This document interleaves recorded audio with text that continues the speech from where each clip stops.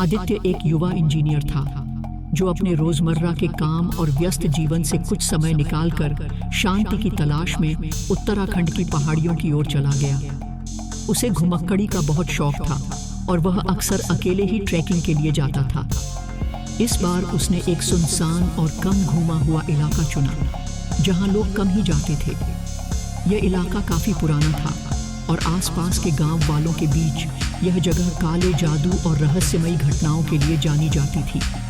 एक दिन आदित्य एक छोटे से गांव में पहुंचा जहां गांव वालों ने उसे उस जगह से दूर रहने की चेतावनी दी, लेकिन आदित्य ने इसे महज अंधविश्वास मानकर नजरअंदाज कर दिया। गांव वालों ने उसे बताया कि पास के जंगल में एक पुराना मंदिर है जो अब खंडहर में तब्दील हो चुका है। गांव के बुजुर्गों का मानना था कि उस मंदिर में माया नाम की एक रहस्यमयी शक्ति रहती है जो लोगों को भ्रम में डालकर उन्हें मार देती है। आदित्य ने गांव वालों की बातों को मजाक समझा और अगले दिन जंगल की ओर निकल पड़ा।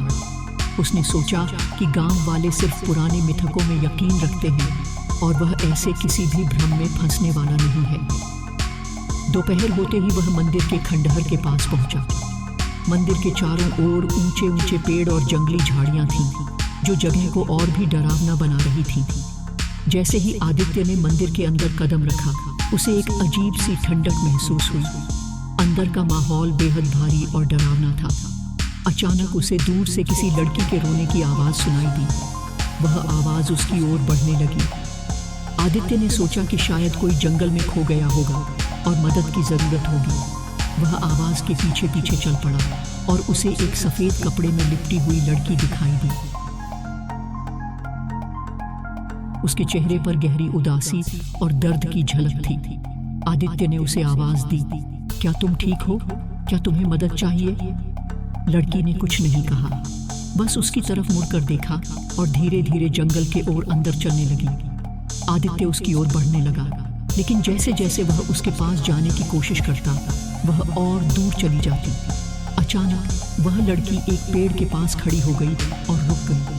आदित्य उसके पास पहुंचा और उसका कंधा पकड़ने के लिए हाथ बढ़ाया। जैसे ही उसने लड़की को छूने की कोशिश की, वह लड़की गायब हो गई और उसकी जगह पर एक भयावह छाया खड़ी थी जिसकी आंखें लाल और शरीर से धुआं उठ रहा था। आदित्य को अचानक लगा कि उसका शरीर बेजान हो गया है, जैसे किसी अदृश्य शक्ति ने उसे जकड़ लिया हो। उसके पैरों के नीचे से जमीन खिसकने लगी और पेड़ों की जड़ें उसकी टांगों को कसने लगी। उसकी सांसें थमने लगी और उसे महसूस हुआ कि वह फंस चुका है। उसे लगने लगा कि वह कभी यहाँ से बाहर नहीं जा पाएगा। उसकी आंखों के सामने अंधेरा छा गया और उसे वह लड़की फिर से दिखाई दी, लेकिन इस बार वह उसकी हंसी का मजाक उड़ाते हुए बोली, तुम्हें भी वही भ्रम महसूस हो रहा है जो बाकी सभी को हुआ था। अब तुम्हारा अंत नजदीक है।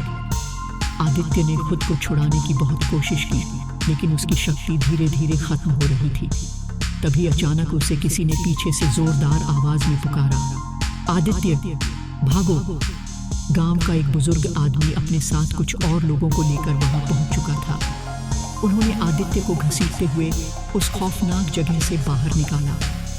बुजुर्ग आदमी ने उसे समझाया कि वह माया का जाल था जो भ्रम के सहारे लोगों को अपनी कैद में फंसाती है। आदित्य को लगा कि उसकी जिंदगी बाल बाल बच गई।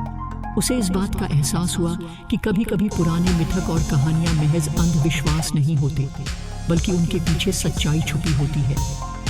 उस दिन के बाद आदित्य ने कभी उन गांव वालों की बातों को नजरअंदाज नहीं किया और उसने अपनी यात्रा में कभी भी स्थानीय ज्ञान को हल्के में नहीं लिया।